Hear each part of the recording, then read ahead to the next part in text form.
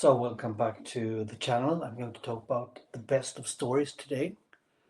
The best of stories is different for you and me, of course. I will show you some of the best stories that I have in my bookshelf, and also some books and also some video games, because as you know, storytelling can be made in so many different ways. All the books I will show you are, of course, now established authors, but to become a good story, the story has to be a bit unestablished in the beginning. And I'm very happy to have received this book and bought this book. It's Sarah K. Balstrup. It's called Unity. It's a dark fantasy about organized religion. Seems like it could be very interesting for me to read about. And I'm going to interview Sarah here on the channel. Sarah K. Balstrup. Difficult not to pronounce it in a Danish way because Balstrup sounds so Danish to me. Let's see what Sarah says about that. I have a pile of things behind me. I'm just going to start to go through it. I think one of the first ones, because it's a bit connected, maybe, I don't know, to a Unity. It feels a bit like that. That is a Shadow, the Book of the New Sun. And I read the first book. I'm in the second, as you might know. And this is very high on my list because of the intellectual level of the book, and also the interesting scope with Severian, the torturer, who has to go on a quest to basically find his own self, his own identity, to resurrect himself. I had a great talk with a contemplative reader here about the first book. There are so many themes on resurrection and, let's say, baptism and a new chance of life and so on. And it is in the scope of organized religion too, I would say, or at least organized order. That is interesting. So maybe this has some kind of connection with unity. I don't know.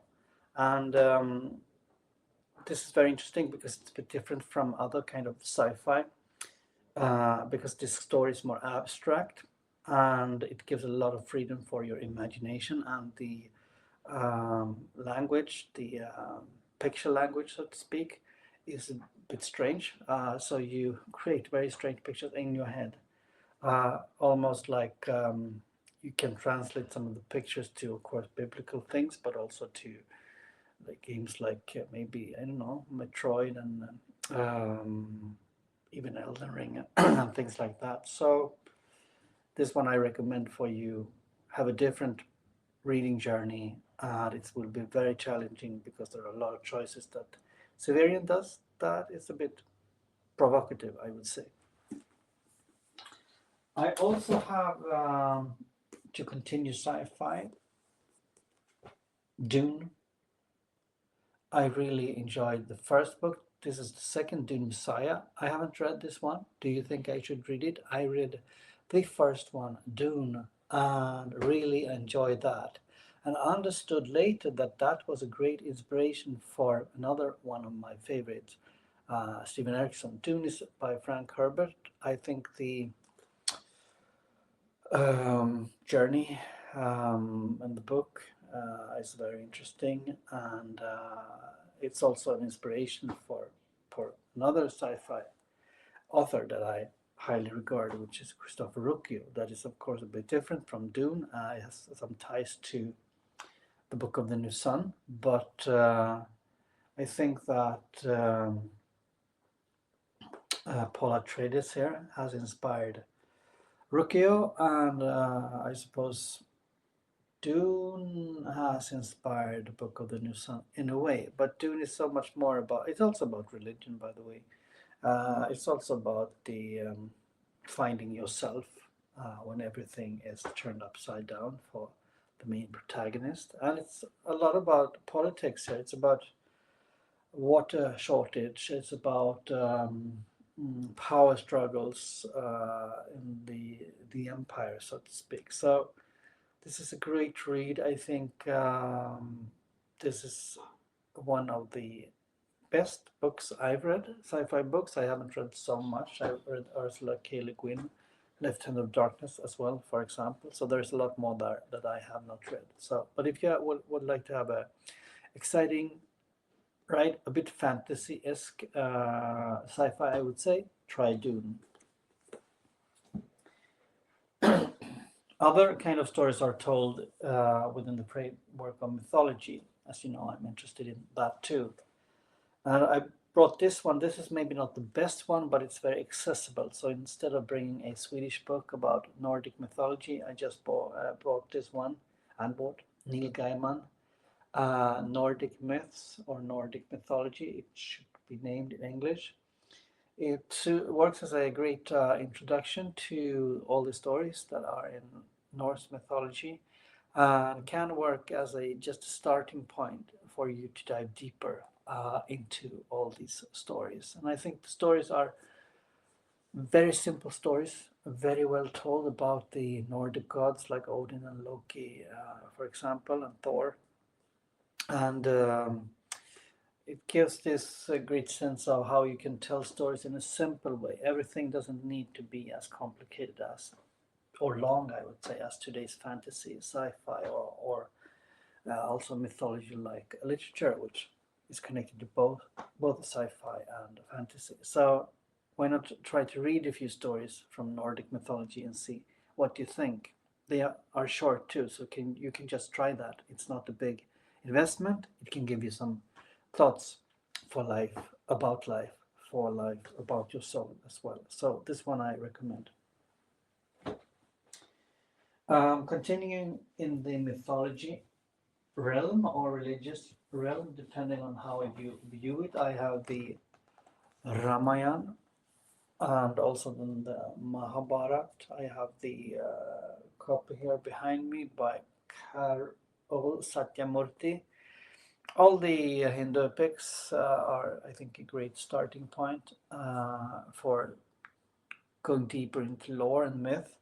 You will also get help, to understand lore in sci-fi and fantasy from reading this, from reading Norse mythology, from reading stories in the Bible as well, and so on. Because, like Jung, the psychologist, we tend to talk about archetypes, right? So, and the archetypes is usually repeated in fantasy, sci-fi, and mythology. I suppose that's why they are so strong, because there are tropes. We can talk in literary language too that are very um, common to us and maybe secure for us humans to fall back on. We need to hear the story about the fool or the orphan, for example, or maybe about the hero's journey and so on. So Ramayana is a great start. Mahabharata, I have the book behind me. You can read Bible stories, you can read Norse mythology.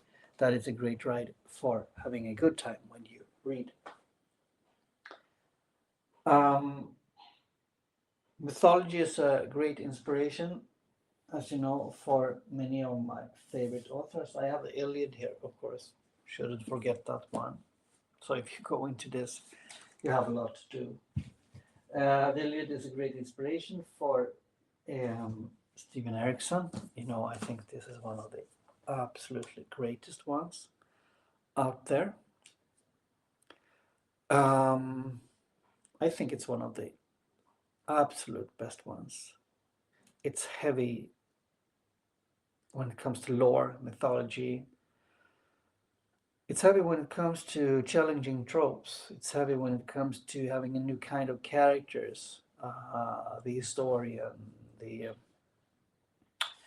um, archaeologist, for example, many different kind of characters that we are not used to. The storyteller in the background, which is Krupa, for example.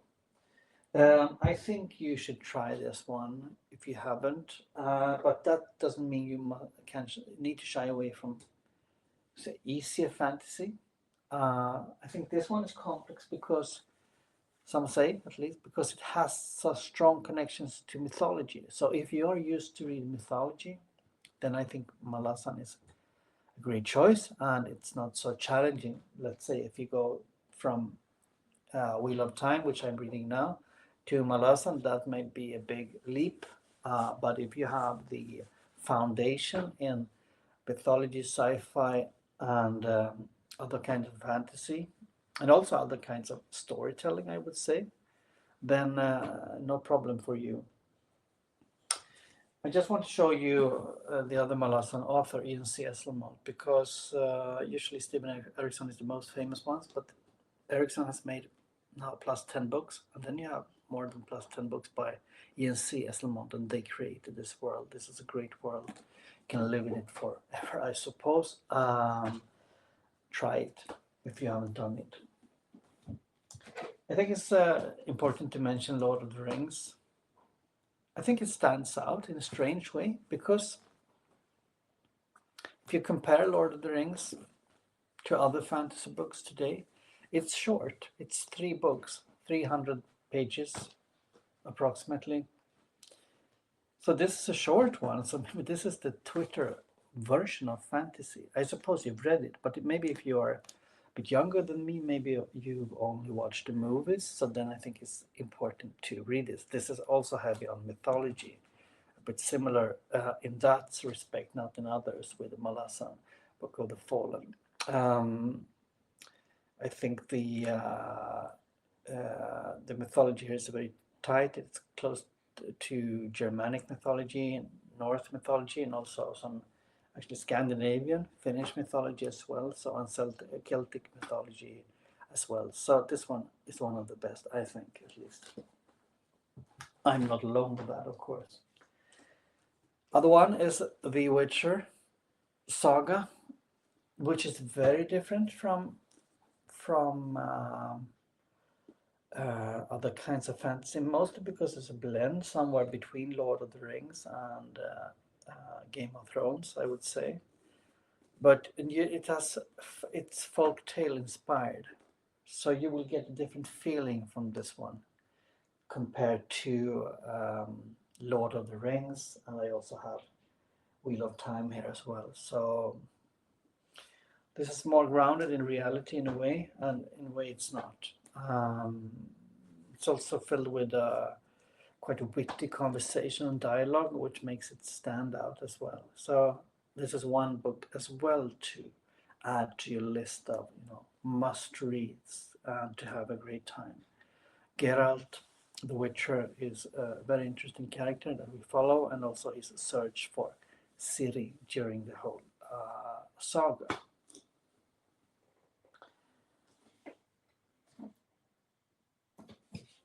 Is it one of the best? I don't know. It's one of the most promising, I think, and that is Ryan Coyle.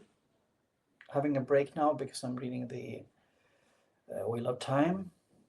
I talked about it before, but sometimes you have these, surprising books that might get into your best story list. Maybe you have some of them too.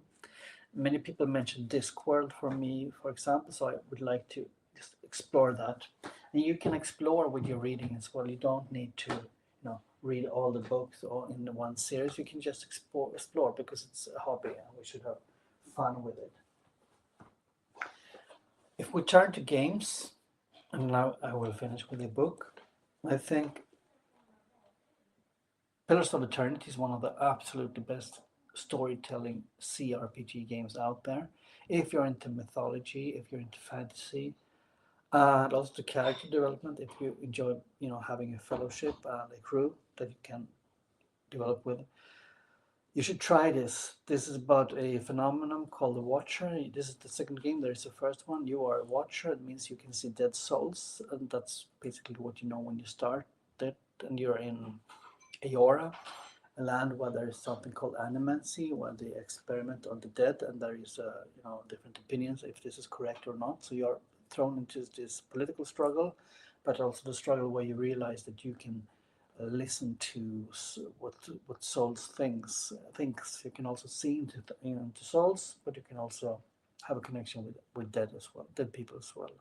So actually, I think Pillars is as good as Malazan Book of the Fallen. I think those are comparable, even if there are different mediums. I think this is the absolutely best storytelling game you can find out there. There are more, of course, but this is one. Maybe you have other examples of that too. There are different styles of it. If you want to try something more sci-fi, you can try Tides of Numenera, for example, which is a great game as well. So in a similar vein. But this one I really recommend. It's fun, but it's also, if you want to, a deep lore, great experience visiting temples, experiencing gods, and so on. So it's high on my list. I also have the game Witcher, which I think stands on its own, and I think you should try to play it if you haven't done that. It's a great story. I played the first act. Actually, I was surprised, but I think I played like 40 hours. I'm the first act one. But I have a friend who's going to read the books and then play the game. I think the game is quite true to the origins of the books, and the story is interesting. And to take the role as Geralt, take a role as a witcher who gets money to hunt monster, but is also considered an outcast and has a lot of stigma. I think that's interesting to look into that kind of role playing. So try it out if you haven't done that. The writing is very good as well, and the stories are good. The last game I have might be a bit surprise for you. That is Death Stranding. No fantasy, it's sci-fi, I suppose. And it's difficult to explain, but you are in the apocalyptic United States of America where nothing works. Everything has been like blown up, like in a nuclear attack or anything. So no Wi-Fi, no roads, nothing. You have to build this up, and you are a transport different things, food. Video games, board games, anything. You deliver material to different stations. You can basically what you do is you connect people to something called chiral network, which kind of it's not only internet, but the kind of connection like a bandwidth, so people can communicate. So because of people being so dependent on technology and AI, so before this catastrophe happened, people have forgot how to have human connection. So what you're doing is running around with things to deliver it and create human connection with people. So this is a lot of value, a lot of message, and it's a sci-fi story too. There is something called Death Stranding, which I'm not really figured out exactly what it is yet. But when you walk around in United States, you encounter monsters from another realm. You could say it looks like um, muddy creatures. Not Nazgul, that would be difficult, but they seem to be able to draw you down. It seems to be like dead souls, or dead bodies, and they can draw you down in the earth. So you die and you have to restart as well. But there's some mysterious thing. You also have a baby on your stomach that connects you to this death stranding world. So you live in symbiosis with this baby as well. So you have to take care of the baby while you are playing. So it's very interesting. So try it out if you haven't. And the storytelling is great. It's through cinematic clips, and it's also through a lot of emails, messages, and through things you experience when you are traveling. It's a slow game, so from that point of view, I recommend you to play it too. Last book is the Great Hunt, Wheel of Time. Great book, I think, if you want to have a great time. It's quite easy read. I'm halfway through the second book already. I enjoy it. If you really enjoy Lord of the Rings and you want to get that feeling again and don't want to read that book again, you can try this one. I will do some more in-depth videos on the book, but so far I like it. It's not similar to Lord of the Rings as one might think, but you follow Rand al'Thor, who is the protagonist, who has to leave his village and go on to an adventure. He doesn't know why, of course. It seems like he has a hero's journey destiny. before him, and that is, I think, quite comfortable. And all these tropes I talked about in the beginning, tropes we can lean back into, just to have a nice time when we want to relax from work or maybe studies or anything else we have in life. So that was my list of books. I think I mentioned, or I didn't mention Sun Eater. I think that's on my list too. So there are a lot of stories, and all these stories have many volumes, or either they are long games and so on. So I don't think you should feel stressed to finish them, but just enjoy the ride.